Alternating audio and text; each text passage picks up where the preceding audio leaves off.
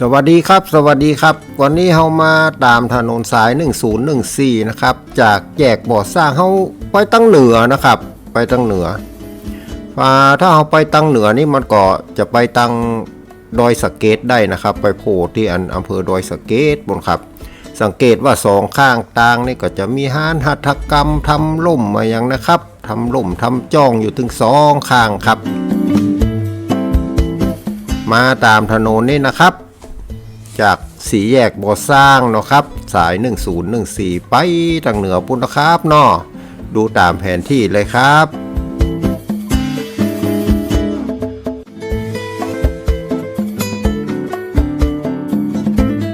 เขามาตามถนนสักก้ามนะครับอันมีที่น่าสังเกตว่ามีป้ายห้านหัตถกรรมล่มบ่อสร้างอยู่ทางขวามือนะครับเยื้องๆกันซ้ายมือมีกัดบ้านบ่อสร้างนะครับโอ้ไขมานี่ตอนเจ้ามาเอวกาดเปิ้นจัดม่วนนะครับ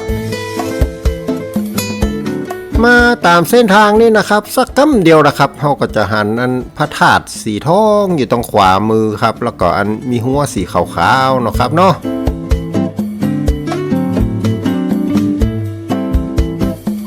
ประตูทางเข้าวัดด้านนี้ก็จะเป็นอันตะวันตกครับเป็นซุ้มประตูขนาดใหญ่เลยครับแล้วก็อันจะมีป้ายชื่อวัดสีแดงๆนะครับเห็นตั้งอยู่อย่างเด่นชัดเลยครับเปิดแปลงไว้จัดงามบอกว่าเป็นวัดบ่อสร้างตะปนต้นเปาอำเภอสันกำแพงจังหวัดเชียงใหม่อย่างนี้ครับวันนี้เรามากันที่วัดบ่อสร้างครับ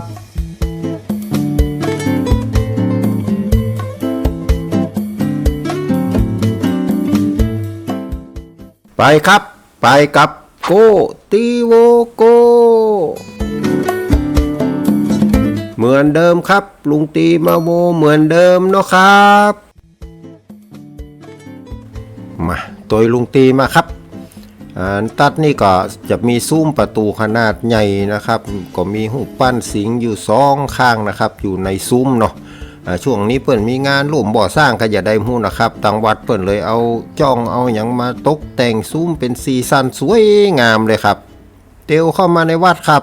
บริเวณวัดเปิ่นก็มีลานโล่งกว้างขวางครับอันตังปูนนะครับทางขวานี่นะครับจะมีซุ้มศาลาน้อยๆเราลองเตียวเข้าไปในซุ้มก็จะหันว่าตั้งในมีบ่อน้ำขนาดใหญ่นะครับบ่อน้ำหรือน้ำบ่อนี่นะครับก็ทาสีทองไว้นะครับ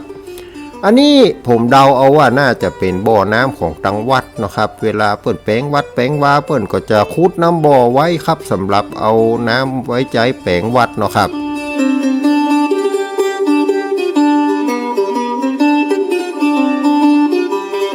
แม้กะน้ำบ่อนี่นะครับใกล้ๆกันนี่นะครับทาดมาน้อยเดียวก็จะมีศาลาแห่มหลังครับในศาลานี่ก็มีพระพุทธรูปตั้งอยู่นะครับเป็นศาลาแบบเปิดเนาะพระพุทธรูปจัดงามตั้งอยู่นะครับมีตั้งข้างแล้วก็มีตั้งกลางพุ่นเนาะครับองค์ตั้งกลางนี่เปิ้นว่าเป็นพระเจ้าทันใจนะครับชื่อเปิ้นจัดยาวแล้วก็อันเปิ้นตั้งอยู่บนแท่นแก้วประดับกระจกสีครับลักษณะขององค์พระพุทธรูปนี่ก็จะเป็นแบบทรงเครื่องนะครับทรงเครื่องหรือว่าแบบทรงป่าพญาชมพูนะครับแต่ว่าเปิ่นก็ประทานพรอยู่นะครับใครจะมาขอพรก็ได้นะครับเดี๋ยวแม่มสักน้อยถัดจากอาคารหลังนี้นะครับก็จะมีหัวประตูน้อยๆนะครับสำหรับคนเตียวเข้านะอันหัวเปิ่นแปลงไว้จัดงามครับประตูเปิ่นแปลงไว้จัดงามเป็นซุ้มมันนะครับเนาะตรงข้ามประตูนี่ก็จะเห็นว่ามีบ่อน้ำนะครับเป็นบ่อน้ำขนาดใหญ่ตกแต่งลวดลายสวยงามเขียนว่าน้ำบ่อสร้างนี่นะครับอันนี้ก็ถ้าจะเป็นน้ำบ่อทิพย์ตามตำนานของเพิ่นนะครับเตียนเพิ่นย้ายจากบ่อเก่ามาที่นี่นะครับแล้วเพิ่นก็อัญเชิญเทวดาอย่างมาไว้ที่นี่เนาะครับอัญเชิญสิ่งศักดิ์สิทธิ์มาไว้ที่นี่เนาะเพิ่นว่าเป็นความเหมาะสมเอาไว้ในวัดในวาอย่างอันนะครับเนาะส่วนบ่อเก่าที่เป็นบ่ออันเพราะว่าบ่ออย่างบ่อสร้างนี่นะครับใกล้กับต้นสร้างเนี่ยอยู่ตั้งแถวอันซอยเจ็ดปูนนี่ครับเนาะหันเพิ่นว่ากันอย่างอันนะครับจากบ่อน้ำติ๊บนี่นะครับจะหันว่าตั้งโบนเปิ้นแปลงเป็นหอระฆังค่อมไว้นะค่อมคือเอาค่อมไว้นะครับทับไว้เนาะเป็นระฆังทรงปราสาทจตุรมุขนะครับตกแต่งลวดลายสวยงามครับก็ดีครับช่วยปกป้องน้ำบ่อไว้เนาะครับเนาะ เ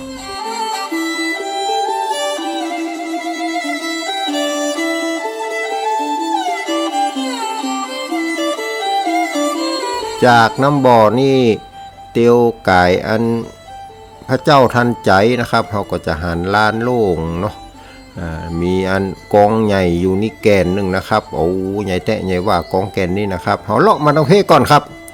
มันก็จะเป็นตั้งใต้นะของวัดนะครับตั้งนี้ก็จะหันว่ามีซุ้มอยู่3ซุ้มครับซุ้มอยู่3หลังแรกนี่ตั้งวันตกนี่ก็เป็นซุ้มพระศรีวลีเนาะครับ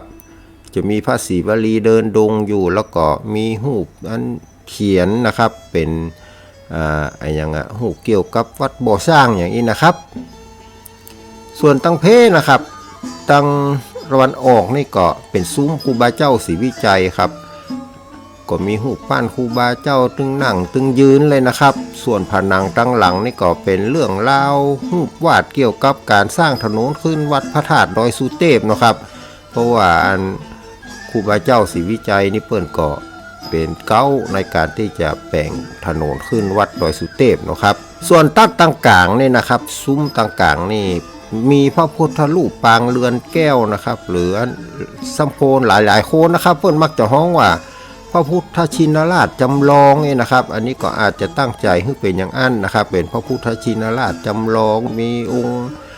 สาวกอยู่ตั้งข้างพร้อมนะครับองค์พระพุทธรูปนี่ก็มีสร้อยมีสังวานพร้อมนะครับจัดงามเลยครับ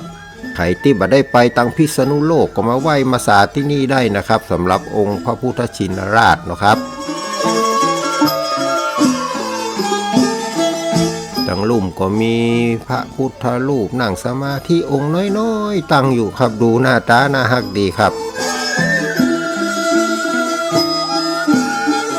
จากอันพระพุทธชินราชนี่นะครับตรงข้ามก็จะเป็นบริเวณของวิหารนะครับวิหารหลังใหญ่เลยนะครับแล้วก็มีอันพระธาตุตัวก็เดี๋ยวเขาก้อยไปครับเขามาตั้งเพก่อนมากอยตังอันวันออกนะครับมาตังวันออกนี่ก็จะหันว่ามีอาคารหอไก่ครับเป็นหอไก่อันของตังวัดนะครับเปิ้นแปลงไว้มีเหมือนกับเป็นมุกยื่นออกมานะครับแล้วก็มีป้ายว่าหอไก่นะครับเนาะส่วนตัวอาคารแท้ๆเป็นอาคาร2ชั้นนะครับตังลุ่มนี่ก็มีประตูเปิดปิดเข้าไปได้นะครับวันนี้บ่ได้เข้าไปเนาะเปิ้นถ้าจะมีกิจอะไรอย่างอยู่ตรงในนะครับส่วนอันตังโบนนะครับตังโบนนี่ก็น่าจะเป็นอันที่เก็บพระไตรปิฎกนะครับหันทางในพุ่นมีขั้นใดขึ้นไปชั้นบนชั้น2ได้นะครับเวลาจะขึ้นต้องเข้าไปจากชั้น1นี่ก่อนนะครับไม่ได้มีขั้นใดจากทางนอกนะครับมีทางในพุ่นทางบนก็เรียบง่ายดีนะครับ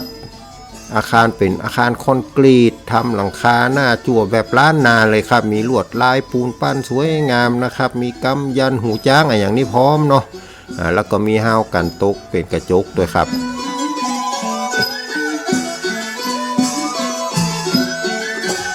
จากหอไก่เนี่ยแมะกันนะครับเปิ้นก็จะแปลง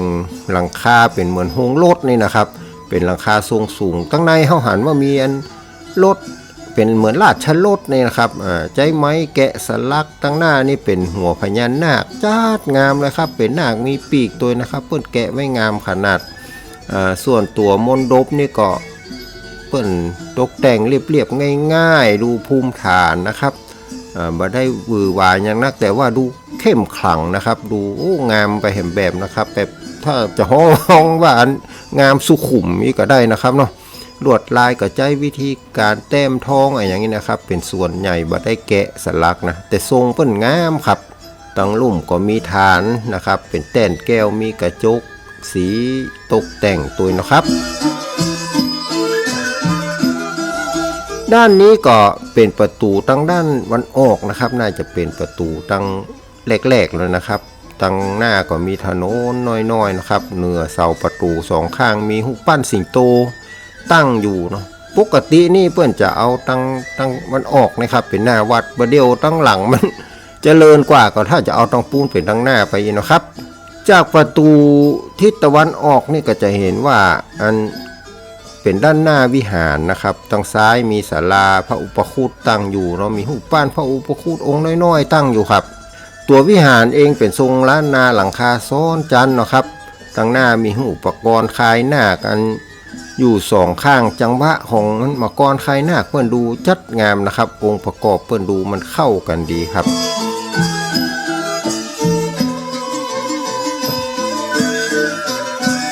ตัวมังกรคายนาคนี่ก็งามครับนาคเปิ้นสะบัดพลิ้วดีเลยนะครับลองเตียวเข้าไปดูหน้าบานสักหน่อยครับจะเห็นว่าหน้าบานนี่ก็ประดับลวดลายเป็นลายเครือเถานะครับแล้วก็มีรูปลูกคาเทวดานี่ยืนพันไปใจว่ายืนนะครับเป็นพนมมืออยู่ในดอกนะครับแล้วก็กลางกุ้งกิ้วนี่ก็จะมีอันหัวเสืออยู่ครับรูปปั้นมังกรคล้ายหน้าคนนี้ผมก็ยังสอบใจอยู่ที่ว่ามันผิวไหวดีนะครับเป็นความผิวไหวปองงามเนาะหมอกกำลังงามบ่ได้ล้ำมาอย่างล้ำเหลือนะครับแล้วก็มีกระเบื้องดินเผานะครับเปิ้นใจกระเบื้องดินเผามาตกแต่งเป็นสีเขียวสีอย่างนี้นะครับเป็นเกล็ดเป็นอะไรอย่างของเปิ้นนี่ก็จะทำให้มีความแข็งแรงนะครับอยู่ได้เหมือนเราย้อนมาดูที่อันหน้าบานแห่งกรรมนะครับมาสังเกตว่าอันบริเวณนาคสะดุ้งอะไรอย่างนี้นะครับเปิ้นมีอันส่วนที่เขาว่างวงอัยยาลานะครับที่เป็นแหลมๆก้องๆกับอันแปะอยู่นี่นะครับเอาแป่งก้องกับแปะเนี่ยอันนี้เห็นชัดที่วัดนี้นะครับสำหรับงวงอัยยาลานี่ครับวัดอื่นก็บอกให้หันมีกระนาคสะดุ้งนะครับเข้ามาบริเวณตั้งในของโถงหน้าวิหารนี่ก็จะหันว่ากรอบประตูรองหรือประตูตั้งเข้าตั้งข้างนี่นะครับเพื่อนทำเป็นซุ้มพญานาคตรงกลางก็จะมีจ้างเอราวัณกระดอกไม้อยู่นะครับบานประตูเพื่อนใช้ไม้แกะสลักเป็นหูพระนารายณ์ทรงครุฑยุทธนาคแห่งกรรมนะครับแล้วก็ปิดสีทองสวยงามส่วนตัวอันพระนารายณ์ตัวครุฑเนี่ยนี่เปิ้นใจทาสีขาวนะครับห้องว่ากายสีขาวเพดานของเปิ้นนี่กลุไม้เรียบๆง่ายๆบ่มีลวดลายอย่างนะครับก็เรียบง่ายดีส่วนผนังเหนือประตูลักนี่เป็นรูปเขียนตอนพระพุทธเจ้าเปิ้นโปรดปัญจวัคคีย์นะครับอันนี้ทรงโปรดใหม่ๆยังบ่ได้อันบวชแต่นะครับยังเป็นอันฤาษีอยู่เนาะส่วนซุ้มประตูลักนี่เปิ้นทำเป็นกรอบซุ้มพญานาคนะครับตรงกลางมีลายลูกคเทวดาพนมมือในเครือเถาประตูเปิ้นนี่เป็นไม้แกะสลักนะครับลวดลายประตูเป็นรูปเทวดาครับถือพระขันข้างหนึ่งนะครับแหมข้างนี่กำผ้าเป็นแถบนะครับดูพลิ้วไหวดีผมก็บอกว่าอันแถบผ้านี่มันหมายถึงอะไรอย่างเนาะแต่ก็เห็นว่าเป็นเทวดากำแถบผ้าพลิ้วไหวเลยนะครับลอยอยู่เหนืออันเถาดอกพุตานเนาะเทวดานี่น่าจะลอยอยู่นะครับบ่ได้ว่าย่ำมันเครือเถาเนาะเหมือนกับลอยหรือว่าเหาะอยู่นะครับส่วนเครือดอกพุตานนั่นก็จะอยู่ตั้งหลังไปนะเขามาสังเกตอันราวบันไดมังกรภายนาคขายนาคนะครับถ้าจะแปลงใหม่นะครับเพราะว่าตั้งข้างเขาจะเห็นว่ามีขั้นใดอันเก่าอยู่นะครับแล้วเพิ่งกับแปลงทับขึ้นไปอันนี้ผมเดานะครับเดาเอาว่าอาจจะมาแปลงขึ้นใหม่นะครับสำหรับมังกรขายนาค2ตัวหน้าวิหารเนี่ยครับถึงจะแปลงขึ้นใหม่ก็งามอยู่ครับจากตั้งวิหารเนี่ยเขามาตั้งเหนือจะอันเห็นหอเสื้อวัดนะครับหอเสื้อวัดหรือว่าเทวดารักษาวัดนี่นะแล้วก็มีหอเต้าตั้ง4อยู่ติดกับอันหอเสื้อวัดนี่นะครับติดกับหัววัดด้านนี้ตัวเนาะตั้งในวิหารตั้งในอันหอเสื้อวัดนี่ก็จะเห็นว่าเปิ้นมีครัวมีหยังนะครับตามธรรมเนียมเนาะมีการตานไว้ฮื้อนะครับเตียวมาตั้งข้างวิหารทำกรรมครับมากอยหน้าต่างวิหารเนี่ยเปิ้นทำเป็นกรอบพญานาค2ชั้นนะครับตั้งลุ่มนี่เป็นแต้นขาสิงเนาะสำหรับกรอบอันหน้าต่างเปิ้นครับส่วนบานหน้าต่างเปิ้นเป็นไม้แกะสลักรูปเทพนมนะครับเทพนมยืนอยู่บนดอกบัวแห่งกรรมสังเกตว่าตรงมือของเปิ้นนี่จะทำเป็นนูนขึ้นมาเลยนะครับเหมือนกับเป็นมือพนมแตะๆเลยนะครับบ่ได้ติดกับเหมือนกับว่าแกะกับปื้นนี่บ่ใจนะครับมันเหมือนนูนขึ้นมานี่ก็น่าสังเกตอันหนึ่งนะครับเยื้องมาตั้งเหนือสักน้อยเขาจะหันอาคารทรงล้านนาหลังคาซ้อนจันนะครับมีฮาวบันไดพญานาคมีใบเสมาโอ้นี่ชัดเจนเลยว่าเป็นพระอุโบสถนะครับลองได้หันเสมานี่ก็อุโบสถแน่ๆนะครับเนาะพญานาคฮาวบันไดเปิ้นนี่ก็เป็นพญานาคเลยครับบ่ได้มีมังกรกาบนะครับก็เลยถือว่าเป็นพญานาคไปเลยส่วนบริเวณหน้าบันเปิ้นนี่จะมีรูปพญาครุฑนะครับอยู่ตรงกลางหัวส่วนมากถ้ามีรูปครุฑนี่เปิ้นว่าเป็นวัดหลวงนะแต่อันนี้ผมไม่แน่ใจเหมือนกันนะครับส่วนตั้งหลังก็เป็นเครือดอกอันพุตานนะครับเครือเถาดอกพุตาน ซุ้มประตูเปิ้นนี่ทำเป็นนาคสะดุ้งสองจันครับ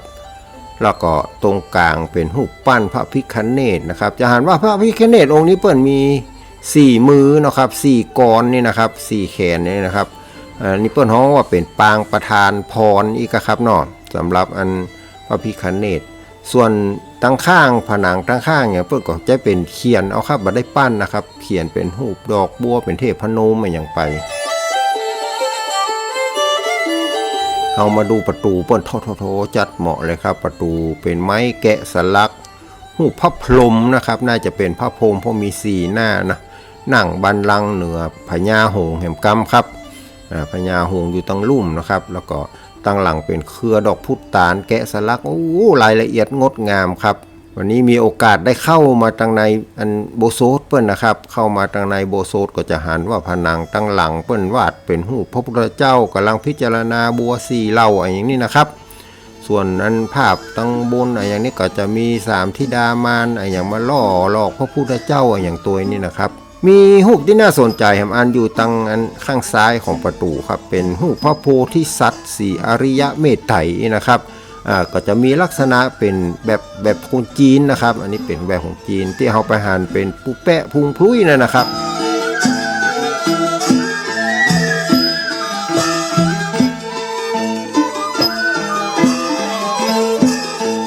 ตั้งวันตกนี่มีพระประธานเป็นปางเรือนแก้วองค์ใหญ่ครับผนังตั้งหลังวาดเป็นรูปเทวดาแล้วก็ดอกไม้สวรรค์ล่วงลงมานะครับองค์พระนี่ก็เป็นแบบพระพุทธชินราชจำลองนะครับมีสาวกด้านซ้ายด้านขวาครบพร้อมนะครับเอามากอยผนังตั้งเหนือของเพื่อนนี่ครับเพื่อนก็วาดไว้นะครับลวดลายจัดงามฝีมือจัดดีสำหรับคนวาดนี่นะครับผนังตั้งเหนือเป็นรูปนางสุชาดานะครับกำลังถวายเข้ามาทุปายาตให้พระพุทธเจ้าเนาะไม่จะห้องพระพุทธเจ้าก็บ่ได้นะครับเพราะตอนนั้นยังบ่ได้สำเร็จเลยนะครับอยู่ในระหว่างทำความเพียรนะครับออกจากการทรมานตนก็มาเจอนางสุชาดาถวายเข้ามาทุปายาตทำให้มีกำลังทำกิจต่อไปนะครับส่วนตั้งใต้ผนังตั้งใต้นี้เป็นรูปพระอินทร์นะครับมาเล่นพิน3 สายเพื่อเป็นนิมิตให้ตอนที่กำลังบำเพ็ญเพียรอดข้าวอดน้ำนะครับได้มีสติยังคิดว่ามันมี3อย่างตึงไปอ่อนไปหมกกำลังดีอย่างนี้นะครับตอนพระพุทธองค์ทรงกำลังบำเพ็ญเพียรนะครับจะห้องเป็นพระพุทธเจ้าก็ยังบ่ได้ครับก็ยังเป็นฤาษีอยู่นะครับตอนนั้นเนาะแต่คนเปิ้นก็มักจะวาดเป็นรูปพระพุทธเจ้าไปเลยนะครับตัดที่อันพระพุทธชินราชจำลองนี่นะครับก็จะหันว่ามือเพื่อนนิจี้ลงดินนะครับอ้างถึงพระแม่ธรณีนะครับเพื่อมาเป็นพยานในความสำเร็จของเปิ้นเนาะ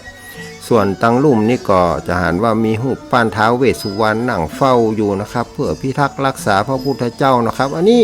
ดูแล้วคล้ายๆกับของตังอันที่ตังพิษณุโลกพุ่นนะครับเปิ้นก็ทำไว้อย่างเอี้ยนะครับเขามากอยตรงผนังส่วนใหญ่เลยนะครับของในโบสถ์นี่ก็จะเป็นรูปเขียนของครูบาอาจารย์พระอริยสงฆ์ที่มีชื่อเสียงในเมืองไทยนะครับอยู่ในกรอบสวยงามนะครับมีหลวงปู่หลวงพ่อสะปะสะปันนะครับถึงตั้งเหนือตั้งใต้มีหมดครับครูบาศรีวิจัยก็มีหลวงปู่ทวดก็มีนะครับออกจากอันโบสถ์มานะครับเราเตียวมากอยดูตั้งข้างของโบสถ์พ่องนะครับเนาะจะเห็นว่าตั้งข้างโบสถ์นี่นะครับเปิ้นก็ตกแต่งลวดลายไว้สวยงามเหมือนกันครับตรงกรอบหน้าต่างอย่างนี้ก็ทำเป็นซุ้มพญานาคนะครับส่วนบ้านหน้าต่างเปิ้นก็เป็นไม้แกะสลักนะครับแกะสลักเป็นเทพต่างๆฝีมือประณีตสวยงามนะครับที่หลังเต้าบ่แน่ใจว่าเป็นอันนี้ก็ครับพญายมกับผมไม่แน่ใจนะครับส่วนองค์นี้ก็อยู่บนหลังสิงโตนะครับก็บ่แน่ใจว่าเป็นอะไรยังเนาะแต่ที่ชัดๆหรือองค์นี้ครับอันนี้องค์นี้อันยืนอยู่บนหลังพญานาคอันนี้ก็น่าจะเป็นพระพิรุณนะครับเพราะว่าเรื่องฝนเรื่องฟ้าอย่างนี้นะครับ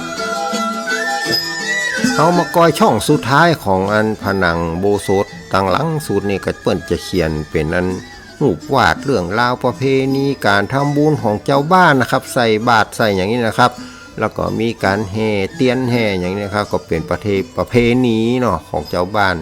สีสันอาจจะจางจะซีดไปพ่องนะครับโดนแดดโดนฝนเนาะมันก็ซีดจางเป็นธรรมดานะครับแต่ก็คลาสสิกไปแหมย่างครับ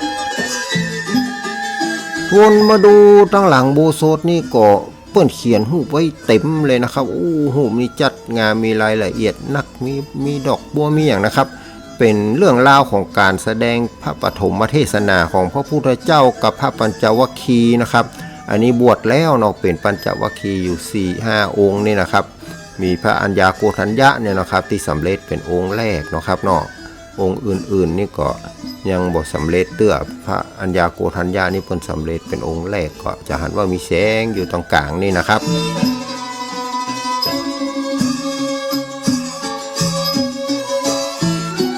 มาดูผนังตั้งเหนือพ่องครับจะมีก็ตั้งหลังนะครับตั้งกลางบ่มีผนังตั้งเหนือนี่จะเป็นเรื่องราวประเพณีของการเล่นสงกรานต์นะครับการรดน้ำปีใหม่นั่นนะครับประเพณีลอยกระทงพ่องนี้นะครับมันจัดม่วนเลยนะครับส่วนบานหน้าต่างก็เหมือนตั้งลายปูนครับแต่ว่าแตกต่างกันเรื่องลวดลายนะบ่เหมือนกันสักบานเลยนะครับ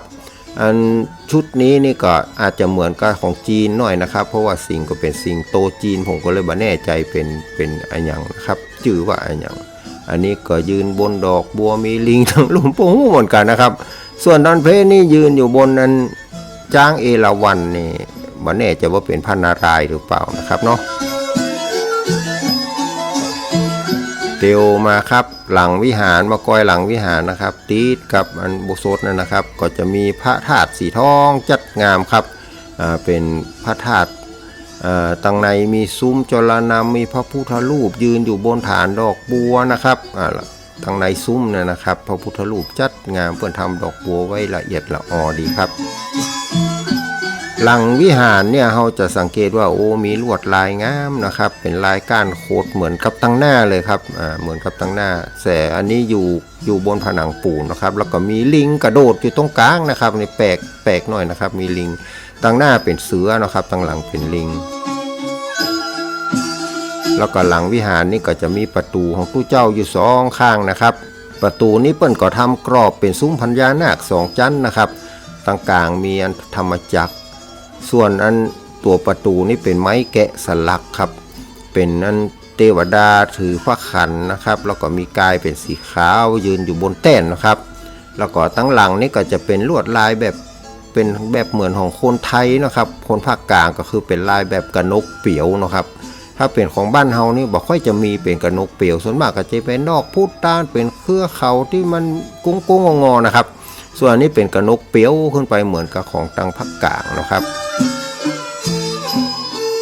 องค์พระธาตุนี่ก็มีหัวเตี้ยๆเป็นบริเวณโดยรอบนะครับพระพุทธรูปที่อยู่ในซุ้มจรนำแต่ละด้านนี่ก็ถ้าสังเกตดีๆก็จะเป็นปางต่างๆบ่ซ้ำกันนะครับอย่างองค์เตี้ยนตังใต้นี่ก็จะเป็นปางอุ้มบาทอย่างนี้นะครับเปิ้นเอาผ้ามาห่มไว้ก็เลยบางองค์ก็บ่หันว่าเป็นปางอันหยังนะครับส่วนปางตังวันตกนี่น่าจะเป็นปางอันประทานพรนะครับเนาะยกมือขึ้นมาข้างส่วนตั้งอื่นบ่หันครับผ้าปกไว้นะครับผ้าปิดไว้ก็เลยบ่เห็นว่าเป็นปางอันหยังพ่องนะครับแต่เฮาก็ได้โอกาสดีมาเตียว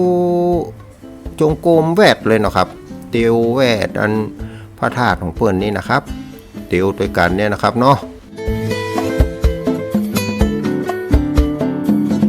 เอามากอยตั้งลุ่มก็จะหันว่าพระธาตุองค์นี้มีชื่อว่าพระเจดีย์สันติภาพอีนะครับมีชื่อเป็นภาษาฝรั่งด้วยนะครับเจียงใหม่เวิร์บอย่างพีชปาโกด้าอย่างนี้ก็ครับเนาะอันนี้ก็จะเป็นพระธาตุที่เพิ่นทำไว้นะครับโอ้จัดดีจัดงามนะครับเนาะ